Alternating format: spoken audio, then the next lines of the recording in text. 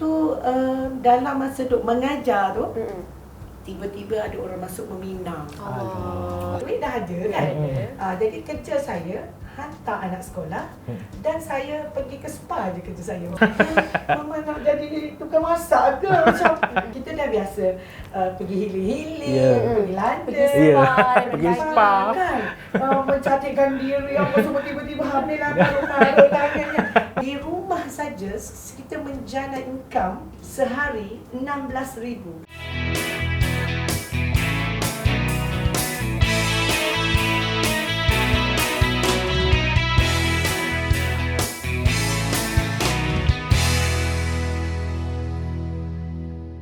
Hai, Assalamualaikum. Anda kembali lagi dalam podcast Campak Jadi. Ya, bersama dengan saya Alia dan saya Jimmy. Okey, dan hari ini kita akan membincangkan tentang isu-isu berkaitan makanan, masakan, dunia kulinari dan segalanya tentang makanan lah kan? Makanan lah, betul.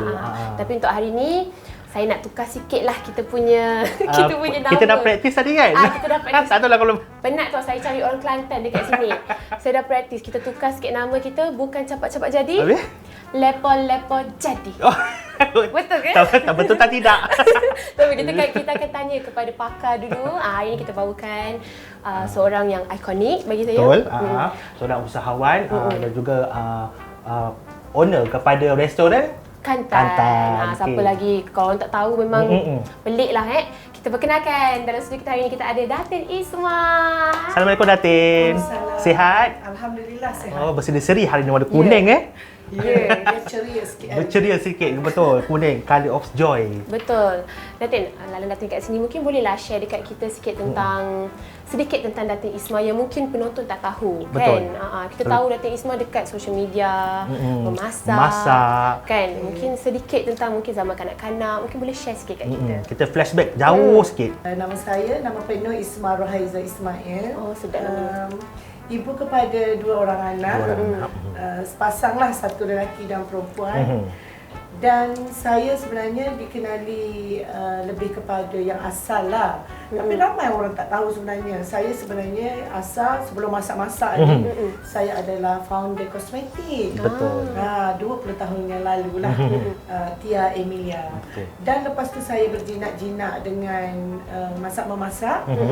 Sebenarnya masak-memasak tu orang kata bukan kata terpaksa, tapi benda tu datang sendiri sebab kita saya anak sulung dalam 6 adik-beradik. Jadi of course lah kan mak akan suruh kita. Betul. Jadi saya tak silap saya umur saya 16 tahun ke 15 tahun tu saya dah pandai memasak, dah tolong mak kat rumah untuk adik-adik makan. Maknanya dah boleh masak untuk adik-adik. Tapi waktu disuruh oleh mak, memang kerelaan hati tu dah okey lah orang kata, sebab dah remaja kan, bila mak suruh kadang-kadang kan kita memberontak juga. Bukan rasa terpaksa. Sebenarnya saya sendiri rasa memang nak belajar. Lepas tu sebab saya ni, mak saya memang suka masak. Ibu saya suka masak. Mak saya ni memang kira terror lah. Kalau dia masak apa semua pun, walaupun ikan goreng pun tetap sedap. Kan? Jadi daripada situ saya tolong-tolong dulu. Tolong mak saya masak kat siang-siang kopek-kopek bawang, kacau-kacau, masak kari apa semua kan. Daripada situ kita tengok step dia masak. Lepas tu saya mencuba sendiri. Macam apa kata, besok ni tak naklah Umi masak. Tapi tanpa pengetahuan mak saya masuk dapur, saya masak sendiri. Eksperimen sendiri lah. Eksperimen sendiri. Asalnya tolong-tolong kan. Masa tu saya rasa first yang saya masak adalah kari ikan bawal. Ibu saya ni jenis orang pandai, dia pandai masak. Jadi dari situ dia pandai masak, jual lah. Buat kuih. Jadi kebetulan depan rumah abah saya tu macam ada pasar kan. Jadi pasar kat depan tu ada pasar malam, ada pasar pagi. Dia ada hari-hari dia kan, macam seminggu 2 kali macam tu. Jadi umi saya ni memang ambil kesempatan berniaga di depan rumah. Dan yang menolong ibu saya adalah saya lah. Siapa lagi? Siapa lagi? Ya, Ada lagi Kuih tak? muih lah, kuih muih Macam-macam. macam-macam. Ada kuih, ada apa kopok leko, goreng pisang, colek malah, rojak. Colek malah. Sebab tu dekat Kelantan ada colek malah. Oh, resepi Kebanyakannya di Kelantan tu daripada resepi umi saya. Okey. Jadi bila menginjak usia remaja, lepas tu dah habis sekolah, bagaimana perjalanan Datin selepas itu? Okey, saya sekolah tak tinggi mana pun. Okey. Saya ada kelulusan SPM je. Jadi macam ni, masa saya ni jadi rajin sebenarnya walaupun sekolah malas sikit. Tapi saya di sekolah tu saya suka dah ada apa orang kata zaman sekolah menengah tu suka berniaga.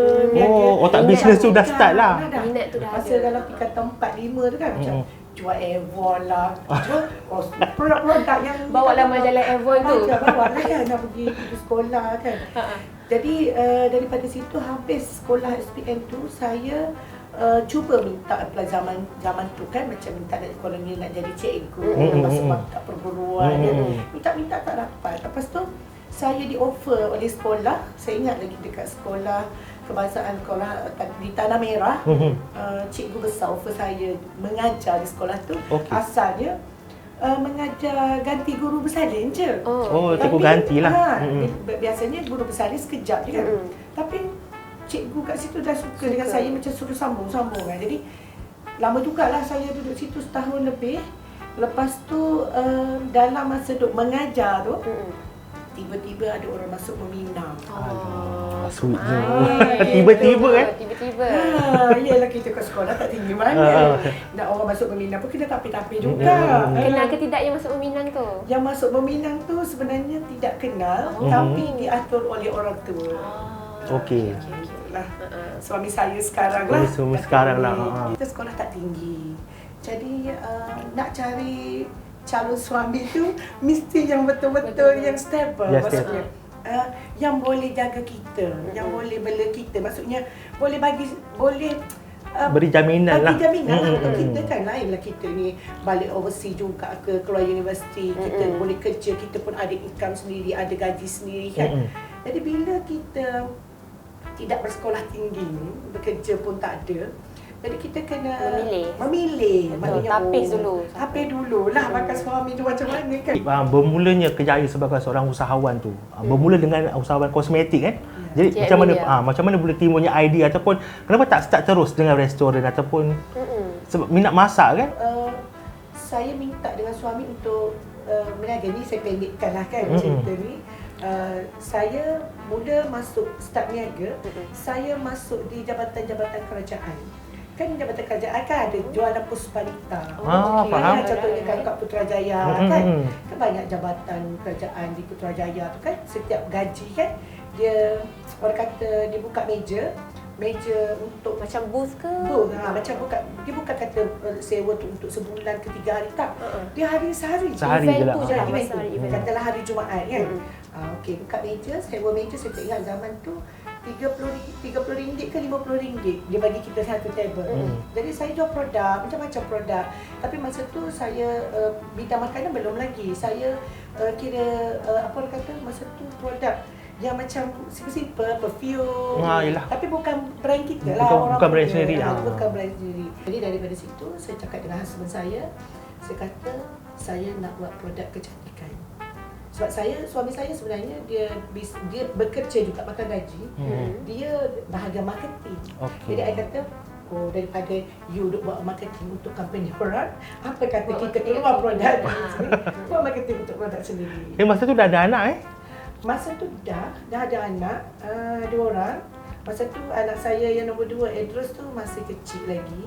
Kalau katalah tahun 2005 kan, saya bermula dengan Tia Emilia 2005. Edros umur 5 tahun. Of course lah, kita kena apa orang kata suami kena berkorban lah, maksudnya dari segi masa, dari segi dengan hubungan dengan anak kan. Jadi saya ada pembantu rumah. Di rumah ada pembantu maid yang jaga anak. Dan biasanya sebelum keluar saya akan masak dulu Okey. untuk pergi. Tapi ni saya cerita ni masa zaman buat dan jual kat Putrajaya Okey. kan. Kat sebelum Tia Emilia tu masa tu keluar kan. Of course lah pagi, balik petang kan. Jadi masa tu ada pembantu rumah dan Tapi dah siap masak dulu. masak dulu. Dari situ pun pembantu rumah saya yang tak pandai masak pun bila kita ajar lama-lama dia pun boleh masak. Boleh masak. Saya ajar. Pembantu rumah tu Indonesia, dia datang tu satu benda pun tak pandai. Dia pandai goreng je. Tu pun garam kunyit yang kita dah letak. Kita dah letak dia goreng je. Lama-lama saya kata gini, penatlah saya macam ni. Senang kerja dia, hari saya kena masak apa semua dulu. Jadi saya kata you kena belajar. Awak kena belajar macam mana saya masak. Kata awak tengok je step macam mana. Contohnya saya nak masak masa tu favorite anak saya makan sambal ayam kan. Budak-budak kan. Ayam masak kicap, sambal ayam. Jadi saya kata ikut je. Tapi alhamdulillah pembantu saya pun bukan jenis orang kata senang pick up kan. Bila kita tunjuk tu dia boleh masak. Jadi sejak hari tu dia boleh masak semua menu, terutama makanan Kelantan. Bayangkan dia boleh masak nasi berlauk gulai ayam, nasi berlauk gulai ikan, nasi Indonesia ya.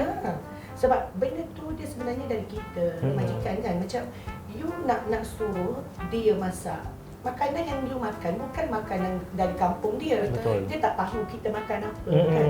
Apa favourite kita. Dia tahu masak, dia tak masa mula-mula saya tanya, Bibi ni datang sini pandai masak apa ya? Apa yang Bibi pandai masak? Masak bening. Kita pun bening. Bening. Apa masak bening kan? Rupanya sayur air. Sayur air tu. Kan. Jadi saya kata anak saya tak makan macam. Jadi awak kena belajar masak makanan saya dan saya akan ajar. Alhamdulillah pandai. Dan juga perniagaan Tia Emilia semakin dikenali. Lepas tu timbulnya idea pula nak buka pula restoran macam mana tu. Daripada kosmetik beralih kepada bidang makanan. Macam dua benda yang berlainan dah. Okey. Sebenarnya bila saya dah buka masuk ke dalam bidang kosmetik tadi, sebenarnya alhamdulillah rezeki saya Tia Emilia pernah duduk dalam top kosmetik Indonesia number 1 Indonesia. Orang kata masa tu ya Allah niaga pejam mata je. Masa zaman tu memang pejam mata je lah orang kata masuk.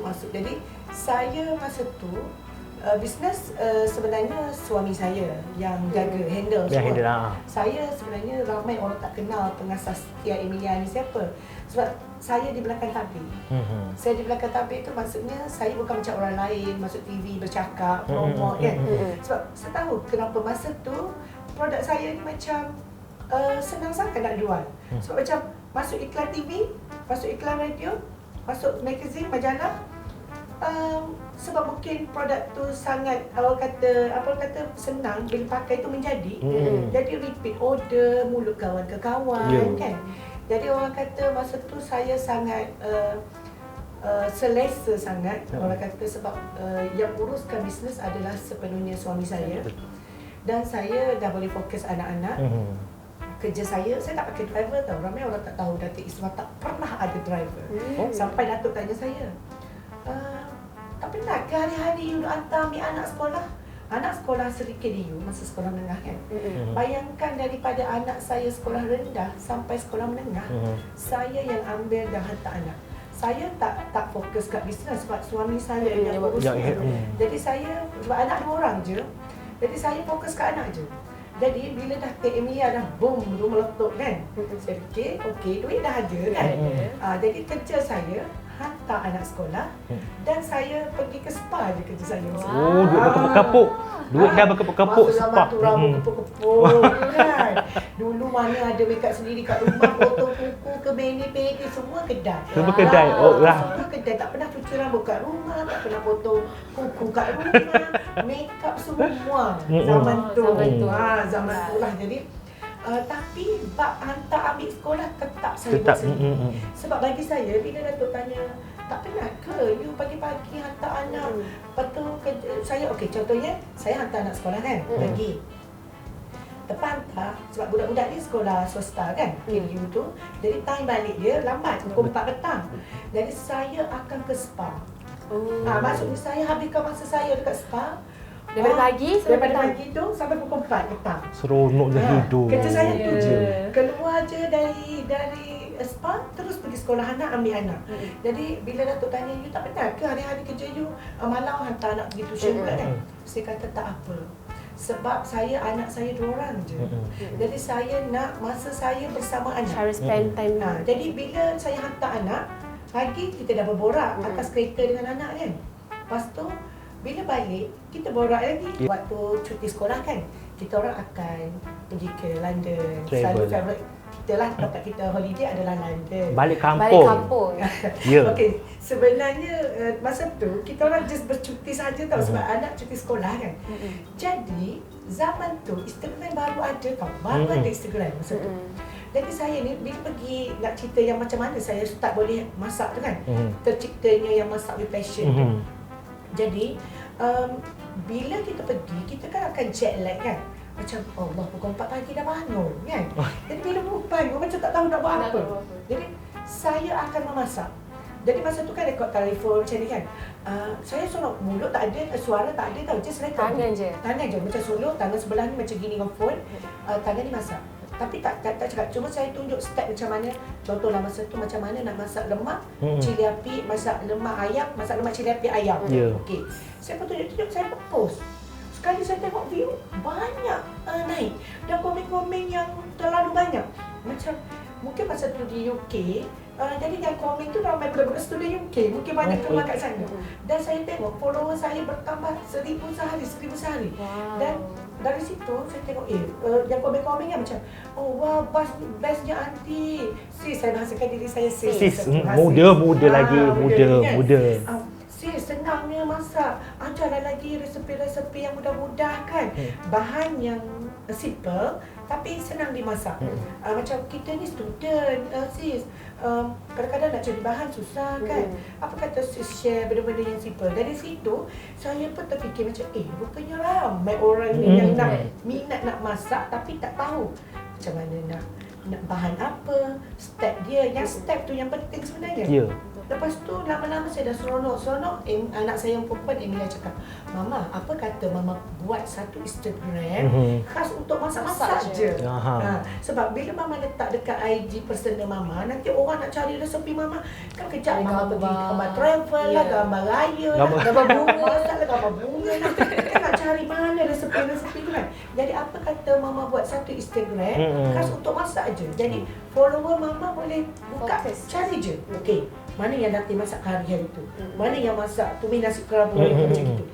Maka terlahirlah Instagram Masak with Passion. Kebanyakan resepi sendiri. Memang resepi sebenarnya yang di Instagram Masak with Passion tu, saya suka share resepi yang memang saya masak di rumah untuk family. Kesukaan suami, favourite anak-anak. Lepas tu yang mak kita ajar kan. Maksudnya yang zaman kita kecil inilah yang kita makan, yang mak saya masak kat rumah. Jadi saya letak kat situ. Sebab tu banyak kadang-kadang tengok menu-menu Kelantan kan. Masak gulai kuning, gulai ikan lah. Macam mana nak buat tumis nasi kerabu, macam mana nak masak gulai nasi dagang kan. Masak lemak putih. Itu makanan-makanan orang Kelantan. Sampai apa orang kata sotong singgang yang kuah hitam tu kadang-kadang orang macam pelik. Macam hitam boleh makan ke. Jadi sebenarnya itu adalah makanan-makanan daripada Kelantan. Kan daripada segi perempuan lah kan. Saya tak pandai masak dating kan. Jadi macam mana saya nak minat tu untuk memasak tu? Macam mana nak naikkan minat tu? Tunjukkan kat dia. Tunjukkan kat saya. Sebab saya tak boleh masak dating. Okey, sebenarnya orang yang tak minat ni sebenarnya dia tidak tahu teknik ataupun step tu sebenarnya. Bukan sebab malas macam, mungkin dia rasa macam susah lah nak masak ni, payahlah, renyah lah, bengil lah. Tapi sekarang, zaman sekarang kan ada TikTok, Instagram, ada sosial media ni. Jadi benda tu macam senang je rupanya. Mungkinlah okey. Sebenarnya nak kata cerita balik minat tak minat ni sebenarnya atas masa zaman budak-budak kita. Mungkin kita jarang ke dapur. Salah satu juga. Salah berat untuk ke dapur tolong mak, tak ingat tangan orang kata. Jadi macam nanti dulu lama busy lah, baca buku lah. Alasan kan buat kerja ke sekolah lah. Sebenarnya Malas. Jadi mungkin dah terbiasa mak sediakan kan. Mungkin salah satu sebab macam gitu. Tapi of course lah setiap wanita dia kena pandai memasak dan belajar memasak sebab satu hari dia akan kahwin. Betul. Kan. Untuk suami, untuk anak-anak. Jadi bagi saya zaman sekarang terlalu mudah untuk memasak. Alhamdulillah saya dianugerahkan 2 orang anak, seorang perempuan dan seorang lelaki yang tidak payah disuruh. Maksudnya dia orang tu cerdik sendiri. Mungkin dia ni berfikir ke apa, macam ringan tangan, nak tolong walaupun dia tahu pembantu rumah yang dah ada boleh tolong kan, boleh buat semua tu. Sebelum dia pergi study UK, dia dah praktis kat dapur. Saya dah ajar dia macam mana nak masak, macam mana you nak masak kari, macam mana you nak masak sambal ayam favourite you. You masak sendiri. Ya simple lah kalau untuk survive. Untuk Malaysia kan nanti dah dekat UK nanti boleh masak sendiri. Takkanlah nak sana, of course lah kan, nak dapat makanan halal susah. You nak pergi cari restoran halal pun semua tu ambil masa. Bukan senang, bukan kata pergi kantin you tu tentu halal. Memang confirm tak ada. You kena masak sendiri, you kena buat sendiri. Dan dari situ dia ada minat. Masa anak-anak saya belajar, masa tu tak ada terfikir pun nak niaga ke apa, tak ada. Sampailah sebelum anak-anak saya study UK, saya kan ajar macam mana nak masak kari, macam mana nak masak laksa, macam mana nak masak nasi kerabu, macam mana nak masak nasi dagang. Tapi yang ramai komen tu, sis, apa kata si jual? Dah pula dah. Jual lah si, open order lah sis. Dah ajar, dah minta resepi. Open order lah sis, kita nak beli je, tak nak lah. Masa saya kata, resepi dah ada, buatlah sendiri. Alah sis, belum tentu jadi. Alah saya nak makan seorang je sis, penat nak buat tu leceh. Alasan gitu lah. Jadi dari situ, bila dia orang kata open order, jadi masa tu saya ada adik bongsu saya, baru habis study masa tu. Dia baru habis study kat UiTM. Lepas tu dia pun tengah mencari kerja. Saya kata, tak payahlah cari kerja. Apa kata timbulnya, maksudnya start niaga tu kan. Apa kata kita buat je bisnes ni, open order jual laksa nasi kerabu dari rumah. Open order. Lepas tu dia kata okey boleh. Itu je dulu 2 menu. Asalnya 3 menu. Laksa, nasi kerabu, nasi dagang. Nasi dagang. Kita berniaga seminggu 3 kali je. Masak kat rumah. Kat rumah. Bayangkan berniaga kat rumah, masak kat rumah. Lepas tu, masa tu memang betul-betul orang kata, walaupun berniaga kat rumah bukan sikit laksam 700 pack sehari. Allah. Order. 700 pack. Nasi kerabu 500 ke 700 pack sehari. Saya tak boleh buat 1000 sebab tak cukup tangan, tak cukup apa semualah kan. Jadi paling maksimum 700. Bayangkan, di rumah saja kita menjana income. Saya share lah sikit kan supaya orang kata inspirasi untuk orang lain, ibu-ibu tunggal ke suri-suri rumah di luar sana boleh buat kan, bukan susah pun. Asal you ada kemahiran, rajin, usaha dah. Jadi saya boleh membuat income sehari 16,000 satu hari. Sehari Dengan menjual laksam, nasi kerabu, nasi dagang. Ya. Jadi saya adalah macam orang kata macam saya tak buka open order tu sehari 3 tu, tahu tak? Saya macam gini. Okey, Isnin kita buka nasi dagang. Rabu laksa, Jumaat nasi kerabu. Tapi dalam menu utama tadi ada kuih-kuih. Contohnya chicken mango, kita ada sagu gula Melaka, kita ada kek batik, kita ada kuih akok. Dan menu-menu ini sampai ke hari ini kita tetapkan ada di dalam kantar. Jadi sebenarnya saya berniaga tu memang sebenarnya untuk seronok-seronok. Sebabnya produk Pedulia pun dah ada yang kita dah ada admin, office, staff semua uruskan dan datuk yang uruskan. Jadi orang kata berniaga masak-masak tu untuk seronok-seronok, nak luangkan masa. Sebab lepas tu anak saya pun dapat sambung belajar ke UK. Saya stop masak with passion tu tahun 2018. Anak-anak start study, dua-dua beradik study kat UK. Dan tinggallah adik saya seorang. Of course lah kita anak 2 orang je kan. Macam nak ikutlah, nak pergi duduk UK lah, nak teman anak. Walaupun anak-anak tak duduk dengan kita, dia orang duduk hostel kan, college dia orang. Masa di UK kan tahun 21 kan saya duduk lama sana sebab masa tu COVID kan. Betul. Jadi masa tu 2020 COVID lockdown, total lockdown lah. 21 dah start buka sikit-sikit untuk orang masuk. Dan masa tahun 21 tu saya memang lama duduk sana. Dan kat UK pun dah start buka dah. Lepas tu masa tu ada Carnival Merdeka. Startnya saya meniaga kat sana tu. Maka terlahirlah nasi kerabu di sana. Anak-anak saya semua masak, tolong. Edros bahagian bakar ayam percik. Emilia buat tumis. Lepas tu saya buat solok lada. Maksudnya kita anak-anak ni dengan anak-anak sama-sama masak. Tak tidur malam ni nak masuk carnival besok. Bahan-bahan lengkap lah pula kat sana Alhamdulillah, cuma bahan-bahan tu tak adalah dapat daun kesum, bunga kantan tak adalah. Kan? Jadi orang kata ulang basic tu ada, kat timun, toge, kobis pun terpaksa lah orang kata kat sana ada sayur ulang kobis kan sebab nak banyakkan daun-daun ulang kan. Saya jual ayam nasi kerabu, lauk ayam percik, solok lada, telur masin. Satu set 10 pound. 10 pound. 10 pound harga sana murah lah. Murah lah. Dapat lagi 16,000. Betul. Satu hari kita jual 3,000 pack. Allah. 300 pack. Oh, 300. Bukan Okey. 3,000. Kejut. Kita cakap 3,000 dapat kan? Okey, 300 pack. Itu pun sampai tak tidur malam dah tak cukupkan kita. Bayangkan mana ada helper, mana ada orang gaji. 3 orang kita tu lah. 3 orang anak beranak. Kebetulan saya bawa staff saya seorang, masa tu pergi. 4 orang ni lah. Bersilat kat dapur. Bersilat kat dapur nak masak untuk 300 ni banyak tu kan. Masa tu tahun diorang balik 23 awal tahun. Lepas tu Edros cakap dengan saya, dia kata, Mama, apa kata kita masuk buat bidang bisnes F&B? Okey. Saya macam, Mama nak jadi tukang masak ke? Macam, bila dengar F&B ni macam takut tau. Macam, kita biasa masak sikit, seronok-seronok kan.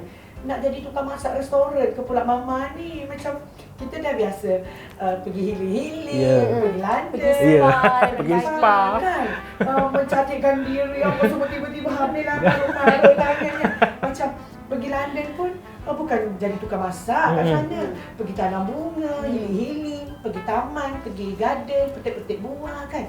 Tiba-tiba duduk Malaysia nak kena jadi tukang masak. Lepas tu cakap dengan Edros, Mama tak nak dik duduk dapur, nak kena masak-masak.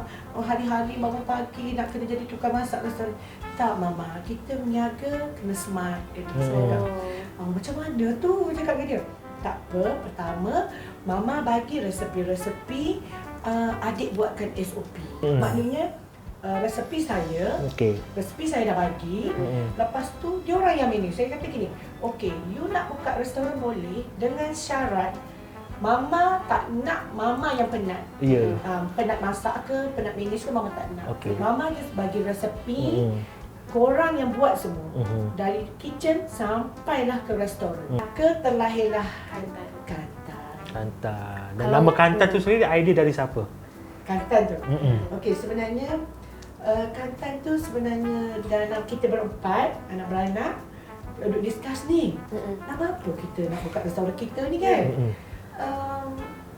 Saya suka nama-nama bahan masak sebenarnya. Sebab dah kosmetik dah nama Emilia kan, nama anak.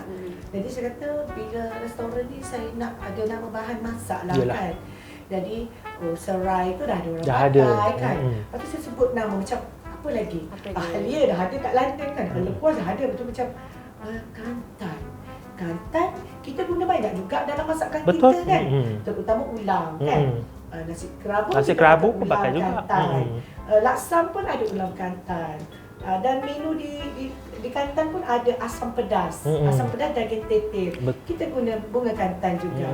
Jadi kita kata apa kata Kantan. Okey, dan orang senang ingat kalau you letak panjang-panjang pun nanti susah orang nak ingat Okey, Kantan. Mungkin ada orang tak tahu apa tu Kantan. Sebenarnya bunga Kantan. Kantan memang makanan-makanan Pantai Timur ke ada makanan lain juga? Okey, sebenarnya di Kantan ni sebenarnya kita nak bawa makanan Pantai Timur. terutama menu-menu popular saya lah kan. Yang 3 tu lah. Yang 3 tadilah. Laksa, nasi kerabu, nasi dagang kan. Tapi kita masukkan juga, yelah kadang-kadang kita fikir dia datang semua pandai-pandai nak makan nasi kerabu. Betul. Kan. Ada yang tak pandai. Jadi kita bawa juga menu-menu lain. Macam contohnya kita ada set asam pedas daging tetel, kita ada nasi ayam, kita ada nasi sup daging, kita ada nasi set singgang daging. Singgang daging tu Pantai Timur kan, Kelantan. Set singgang daging, set ikan talapia, set kambing bakar, ikan ayam bakar. Ada pilihan banyak lagi pilihan lain. Jadi mengusahakan restoran pula. Orang kata kalau buat bisnes masakan ni lah lidah masing-masing. Macam Datin sendiri adakah terbuka menerima kritikan? Of course lah ada kan. Macam ada orang macam mungkin mula-mula masa saya masak tu mungkin ada manis sikit sebab kita biasa tekak Kelantan kan. Tak adalah manis leteng, orang kata manis leteng. Manis leteng. Tak adalah. Maknanya hujung-hujung tu ada manis juga. Jadi biasanya dalam masakan ni mestilah kena balance kan. Balance ada. Sebab dari macam saya suka masak balance tau. Macam ada rasa tu cukup. Ada masin, ada manis, ada masam, faham tak? Jadi saya tak suka yang macam kalau orang Kelantan panggil lecah. Lecah ni maksudnya bahasa Kelantan lecah ni maksudnya tak cukup rasa. Kalau makan tu ada masin je. Tak manis je. Manis je, macamnya tak ada rasa. Jadi macam saya combination tu kena seimbang. Jadi mungkin mula-mula buka tu contohlah kuah laksam, ada orang kata oh manis lah, kadang-kadang dalam Google review kan. Google review tu ataupun komen tu ada orang kata manis. Bila saya test tu, saya pun tanya juga pendapat orang lain. Cuba tu orang manis tak? Ada lah sikit. Okey, saya akan turun. Saya akan turunkan. Maksudnya kurangkan sikit. Mungkin saya nak tekak tu biar semua orang boleh terima. Walaupun kita di Kuala Lumpur, kita kena kekalkan makanan tu sama dengan kat Kelantan. Contoh dari segi kalau kita jual nasi kerabu kan, laksa. Ulam-ulaman tu sama macam kita makan kat kampung, kat Kelantan. Lengkap lah. Sebenarnya kat Kelantan pun sekarang pun dah tak original dah. Contohlah saya ni sangat menitik beratkan autentik Kelantan. Contoh nasi kerabu. Ulam-ulaman original sebab kita dibesarkan oleh nenek kita, mak kita kan. Okey, kalau nasi kerabu ulamnya macam ni contoh. Mesti benda-benda yang wangi. Daun kesum, bunga kantan. Kalau Kelantan dia ada satu pucuk ni, pucuk samak ataupun pucuk serai kayu. Pucuk samak. Pucuk samak orang Kelantan panggil. Ada setengah orang panggil pucuk serai kayu. Orang sini dia lebih kurang daun salam. Kalau orang sini dia makan yang keras tu, dia buat masak gulai kan, daun salam yang dah tua. Kan? Kalau di Kelantan dia guna pucuk. Yang pucuk muda tu, yang lembut tu. Yang dia sebenarnya bau wangi. Memang wangi. Potong nipis-nipis macam kita potong daun kesum tu. Kita masukkan dalam ulam-ulam nasi kerabu tadi. Daun kesum, pucuk samak ataupun pucuk serai kayu tadi kan. Bunga kantan, timun, kacang panjang. Itu je, cukup dah. Nak dapatkan daun-daun ni payah dan benda-benda ni susah. Susah renyah tu maksudnya renyah lah daun kesum ni nak hidup. Bunga kantan ni mahal lah pula. RM2 sebatang kan. Jadi mulalah timbulnya ada kobe. Tiba-tiba ada kobe kat situ. Ada carrot kan. Jadi maka dah tak autentik dah. Laksam kan, kuah laksam. Orang kata, ya Allah kenapa ni makan laksam di Kelantan ni lebih sedap daripada makan kat Kelantan. Ada cakap macam tu? Ada ramai yang cakap macam tu. Saya kata, oh ya ke, saya pun macam tu. Kalau saya balik Kelantan, kalau orang tanya, sis, kat mana laksam yang sedap kat Kelantan? Tak tahu, so saya masak sendiri. Saya buat kuah sendiri. Sebab bila kita masak sendiri, kita guna ikan yang banyak. Kita guna kuah santan yang pekat. Jadi kita tak kedekut bahan. Dalam memasak tu kita tak kedekutkan bahan. Jadi di Kelantan, di restoran Kelantan, kita bawa yang kita masak yang autentik tadi ke restoran Kelantan. Jadi bila orang datang ke Kelantan, orang cakap macam ni. Ramai customer yang bagi tahu, bukan saya. Nanti orang kata overclaim pula. Tak ada. Sebenarnya kalau baca Google review, komen-komen, ramai yang cakap, ya Allah, dari kecil dulu saya kecil-kecil je saya dapat nasi kerabu ni yang rasa macam ni. Sekarang saya dapat di Kelantan. Laksam ni Dulu saya dapat dengan nenek saya atau mak saya je yang masak. Sekarang saya boleh dapat di kantang. Ramai yang bercakap begitu. Saya berharap satu hari nanti kita punya plan, insya-Allah restoran Kantan akan berada di seluruh Malaysia. Setiap negeri. Setiap negeri. Wow. Dan mungkinlah negeri yang pertama kita pilih Johor Bahru. InsyaAllah. Kalau yang jauh sebab kita fikir orang Singapura pun tak payah jauh-jauh. Tak payah jauh nak ke KL, betul lah. Singapura seminggu 3-4 kali boleh turun makan di Johor Bahru. Terima kasih Datin. Terima kasih kerana meluangkan masa bersama Kuali untuk podcast Cepat-Cepat Jadi. Jadi Kalau Alia, nak tunggu untuk episod akan datang, siapa pula tetamu kita, jangan lupa. Bye. bye. Assalamualaikum.